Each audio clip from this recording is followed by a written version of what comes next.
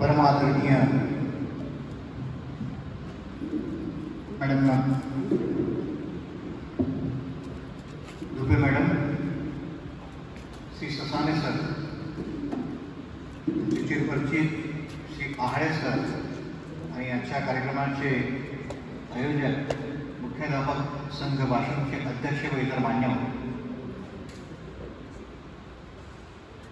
या सहविचार सभेमध्ये नवोदय विद्यालयाचा प्राचार्य म्हणून मला आज सहभागी होण्याचा योग आला आणि गुरुपौर्णिमेच्या दिवशी आपल्या सर्व आदरणीय गुरुकमलांचं चरणकमलांचं मला दर्शन झालं। आजचा हा दिवस हा माझ्यासाठी विशेष महत्त्वाचा आहे। त्याचं कारण असं की अनेक शाळांमध्ये भेट देण्याचा योग येतो, पण एकाच वेळी जिल्ह्यातील सर्व शाळांपर्यंत पोहोचण्याचा हा सुवर्णयोग आज माझ्या आयुष्यामध्ये आला। सर्वप्रथम सर मॅडम, मी आपले आभार मानतो। नवोदय विद्यालयाबद्दल मी थोडीशी माहिती आपल्याला देऊ इच्छितो। अनेकदा जिल्ह्यात प्रवास करत असताना शाळांमध्ये विद्यार्थ्यांशी बोलणं होतं, शिक्षकांशी बोलणं होतं आणि काही गैरसमज नवोदय विद्यालयाबद्दल आहेत, ते आज आपण इथे स्पष्ट करून घेऊया। सर्वप्रथम नवोदय विद्यालय वाशिम हे वाशिम जिल्ह्यामध्ये असलेलं एकमेव नवोदय विद्यालय आहे। प्रत्येक जिल्ह्याला फक्त एक नवोदय विद्यालय हे दिल्या जातं। ही केंद्र सरकारची शाळा आहे, जी ministry of school education and लिटरसीच्या माध्यमातून चालते।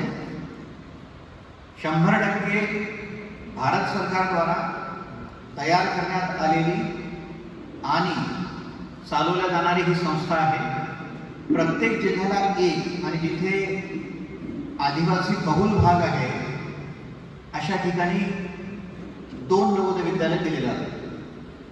वाशिम जिल्ह्याला 1 नवोदय प्राप्त आहे। संपूर्ण भारतामध्ये जवळपास 647 नवोदय विद्यालय आहेत। भारतातलं उत्तरेतलं सर्वात मोठं नवोदय विद्यालय, सर्वात शेवटचं नवोदय विद्यालय कारगिल आहे आणि दक्षिणेतलं सर्वात शेवटचं नवोदय विद्यालय कार निकोबार आयलंड आहे, जे श्रीलंकेच्याही पलीकडे। या संपूर्ण नवोदय विद्यालयांची चाचणी परीक्षा ही सारख्या पद्धतीने होते। परीक्षा ही CBSEच्या माध्यमातून घेतली जाते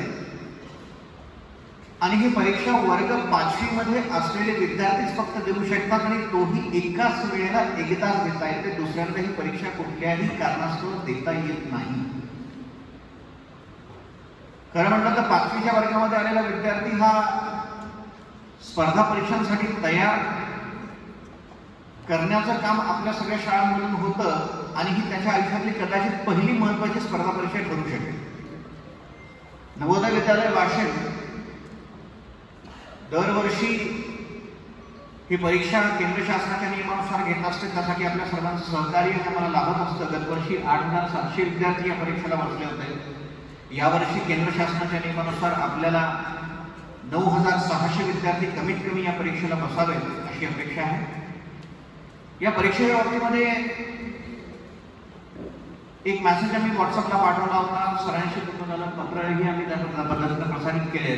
तरीही अनेक लोकांचे फोन आम्हाला येत आहेत। काही अडचणी पुढे निर्माण झालेल्या आहेत। यावर्षी या परीक्षेमध्ये पात्र असणाऱ्या विद्यार्थ्यांच्या पात्रतेबद्दल बोलतो। आपल्या सगळ्यांना एक पॉम्पलेट आम्ही आत्ताच दिलेलं आहे। त्या पॉम्पलेटमध्ये सविस्तर माहिती आहे, ऑनलाईन लिंक आहे, डेट ऑफ बर्थ कुठली असायला हवी आहे त्याबद्दलची माहिती आहे, लागणारी कागदपत्र काय आहेत ते त्याच्यामध्ये दिलेलं आहे आणि सर्वात शेवटी आमचे संपर्क क्रमांक देण्यात आलेले आहेत। खाली खालच्या बाजूला संपर्क क्रमांक देण्यात आलेले आहेत। माझ्या पूर्ण टीमचे ते नंबर आहेत।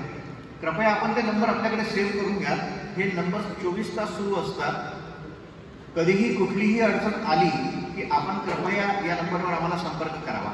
एक महत्त्वाची गोष्ट ती आहे, यावर्षी फॉर्म भरताना जातीचं प्रमाणपत्र हे अपलोड करावं लागतं। खरं तर लागणारे जे डॉक्युमेंट आहेत ते फार सोपे आहेत। एक आधार कार्ड विद्यार्थ्याचं, त्यांच्या पालकांचं, नंतर मोबाईल नंबर, त्याच्यावर एक OTP येतो, त्या OTP शिवाय रजिस्ट्रेशन होत नाही म्हणून तो नंबर आवश्यक असतो, पालकांची सही स्कॅन केलेली, विद्यार्थ्याची सही स्कॅन केलेली, आणि यावर्षीपासून एक नवीन गोष्ट ऍड झाली ते आहे जातीचं प्रमाणपत्र। तर अनेक मला फोन येत असतात, याबद्दल थोडंसं क्लॅरिफिकेशन देतो।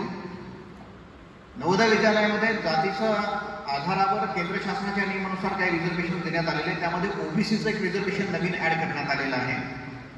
ओबीसीच्या बाबतीमध्ये असं आहे की सेंटरची आणि स्टेटची लिस्ट वेगवेगळी आहे. त्यामुळे अपेक्षा अशी आहे की नवोदय विद्यालय केंद्रीय शासनाच्या अंतर्गत असल्यामुळं केंद्राचं जातीचं प्रमाणपत्र ओबीसी साठी आवश्यक आहे. स्टेटमध्ये एससी आणि एसटी साठी लागणारी आणि सेंट्रलचे सर्टिफिकेट सेम आहेत, त्यामुळे तिथे सेंट्रलचं सर्टिफिकेट आवश्यक नाही. ओबीसी सेंट्रलचं आवश्यक आहे, एससी एसटी रेग्युलर सर्टिफिकेट चालतं. आता इथे एक मोठी अडचण अशी येते की सर विद्यार्थ्यांचे जातीचे प्रमाणपत्र काढण्यात आलेले नाही, कारण 8वी पर्यंत त्या प्रमाणपत्राची तशी गरज पडत नाही. पहिल्यांदा केंद्र सरकारने मागितले. तर इथे एक पर्याय असा आहे की जर विद्यार्थ्याकडे जातीचं प्रमाणपत्र नसेल हरकत नाही, पालकांचं प्रमाणपत्र असेल काढलेलं, स्टेटचं असेल सेंट्रलचं असेल कुठलंही असेल तरी चालेल, पण ते ऑनलाईनमध्ये आपल्याला सबमिट केल्याशिवाय क्लेम करता येणार नाही. म्हणून ऍप्लिकेशन करताना पालकांचं सर्टिफिकेट असेल ते स्टेटचं जरी असलं तरी ते आपण अपलोड करून घ्यावं आणि रजिस्ट्रेशन करावं. हा पहिला पर्याय. दुसरं, आता मुलांकडे पण सर्टिफिकेट नाही, पालकांनी स्वतःच काढले नाही, कारण आत्ताच ओबीसी मध्ये कुणबी नोंदी झालेल्या आहेत आणि आता प्रक्रिया सुरू आहे. अशा परिस्थितीमध्ये पोच पावती जरी असेल त्यांच्याकडे की आम्ही जात प्रमाणपत्रासाठी अप्लाय केलेलं आहे, त्याची रिसिप्ट आहे, ती रिसिप्ट अपलोड केली तरी चालेल. तिसरा पर्याय असा असतो की आता जातीचं प्रमाणपत्र विद्यार्थ्याचं नाही, पालकांचं नाही, की पोचपावती देखील नाही. अशा परिस्थितीमध्ये एक फॉर्मॅट आम्ही आमच्या लेवलला डेव्हलप करून आपल्यासाठी दिलेला आहे, त्याला हमीपत्र असं पण म्हणतो. फॉर्मॅट मिळाला नाही तरी साध्या कागदावर 2 ओळी पालकांकडून लिहून घ्या की नवोदय परीक्षेसाठी माझा पाल्य बसू इच्छितो, या संवर्गामध्ये आम्हाला त्याला ऍप्लिकेशन करायचं आहे. जात प्रमाणपत्र उपलब्ध सध्या नाही, पण प्रवेशाच्या वेळेला आम्ही ते उपलब्ध करून देऊ. 2 ओळींचं एका कागदावर लिहून सही घेऊन तो कागद अपलोड करून टाकला तरी चालेल. त्याचं कारण असं आहे की जात प्रमाणपत्र मिळायला वेळ लागणार आहे आणि नवोदय विद्यालयाचे फॉर्म्स हे ऑनलाईन पद्धतीनं फक्त 29 जुलैपर्यंत आपल्याला भरता येणार आहे. विद्यार्थ्यांचं नुकसान होऊ नये, त्यांचं रजिस्ट्रेशन व्हावं, त्यांना परीक्षेला बसता यावं, यासाठी आपण हा प्रयत्न करूया. हमीपत्राच्या माध्यमातून आपण जास्तीत जास्त आणि शक्य तितक्या लवकर रजिस्ट्रेशन करावं. कारण असं आहे, कारण जसं जसे ही डेट संपत जाते संपूर्ण भारतातून त्या पोर्टलवर प्रेशर येतात आणि त्या पोर्टल्स कितीतरी वेळेस क्रॅश येतात. शेवटचे 8 ते 10 दिवस ऑनलाईन ऍप्लिकेशन सबमिट करता येत नाही. म्हणून आपल्या सगळ्यांना विनंती आहे की आपल्या शाळांच्या ग्रुपच्या माध्यमातून आपण सर्वांनी हे जे फॉर्मॅट्स ते प्रसारित करावे, ते पॉम्पलेट्स प्रसारित करावे, विद्यार्थ्यांना जास्तीत जास्त प्रोत्साहित करावं. मार्गदर्शनासाठी आमची टीम उपलब्ध आहेच आहे. जितक्या लवकर होईल तितक्या लवकर आपण हे ऍप्लिकेशन जे आहेत ते ऑनलाईनमध्ये सबमिट करून घ्यावे, जेणेकरून वाशिमच्या विद्यार्थ्यांना ही चांगली संधी मिळेल. मला सांगायला अत्यंत अभिमान वाटतो की नवोदय विद्यालय वाशिम हे भारतातील टॉप क्लास नवोदयपैकी आहे. नवोदय विद्यालयांमध्ये देखील आपला नंबर हा खूप वर आहे शैक्षणिक गुणवत्तेच्या बाबतीमध्ये. याच वर्षी आमचे 4 विद्यार्थी 12वीची परीक्षा झाल्यानंतर राष्ट्रीय स्तरावरच्या संस्थांमध्ये 12वी रिझल्ट येण्यापूर्वी जॉईन झालेले आहेत. त्यांच्याकडे त्यांचे ऑफर ऑफ अपॉइंटमेंट्स होतात.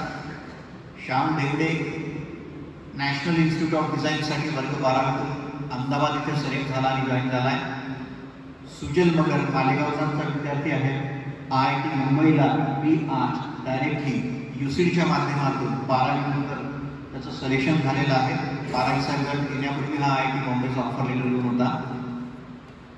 सानिका पांडे ही एक विद्यार्थिनी आहे, वडील पोलीसमध्ये आहे त्या विद्यार्थिनीची, आणि ती विद्यार्थी national footwear design and development institute Hyderabad national level institute आहे, तिथे फॅशन डिझाईनसाठी जॉईन झालेली आहे. आणि 4था विद्यार्थी ओम देशमुख वनुजाचा आहे. कालच त्यानं 12वी नंतर डायरेक्ट मेडिकल असिस्टंट नेव्हीसाठी क्लिअर केलेली आहे. ती जॉईनिंग इंडियन नेव्ही. एका वर्षात 4 विद्यार्थी कुठलाही कोचिंग क्लास देत नाही. आणि IITs मध्ये रेग्युलर सिलेक्शन जे आहे, नीटमध्ये सिलेक्शन. एक गैरसमज अजून आहे, उर्दू माध्यमाच्या ज्या शाळा आहेत त्या शाळेतले विद्यार्थी नवोदयचा फॉर्म भरत नाही. त्यांचा असा गैरसमज आहे की ही परीक्षा फक्त मराठी माध्यमातून होते किंवा इंग्रजी माध्यमातल्या विद्यार्थ्यांसाठी असते असं नाहीये. भारतीय संविधानानं मान्य केलेल्या सर्व 16 भाषांमध्ये ही परीक्षा होते. त्यामध्ये उर्दू देखील सामील आहे. फॉर्म भरताना आपल्याला काळजी घ्यायची आहे की मीडियम हे त्या विद्यार्थ्यांना व्यवस्थित निवडायचं आहे, पालकांनी निवडायचं आहे किंवा शाळेने त्यांना मदत करायची आहे. ज्यांना उर्दू मीडियम हवं आहे, उर्दू माध्यमातील शाळातील विद्यार्थ्यांसाठी प्रश्नपत्रिका ही उर्दू माध्यमातली येते. म्हणून कृपया उर्दू माध्यमाच्या ज्या शाळा असतील त्यांनी देखील या गोष्टीची काळजी घेतली. आपले 100% विद्यार्थी आपण या परीक्षेला बसवावे आणि आम्हाला सहकार्य करावं यासाठी मी आपली पुन्हा एकदा विनंती करतो. गुरुपौर्णिमेच्या हार्दिक शुभेच्छा देतो आणि आपली रजा घेतो. धन्यवाद.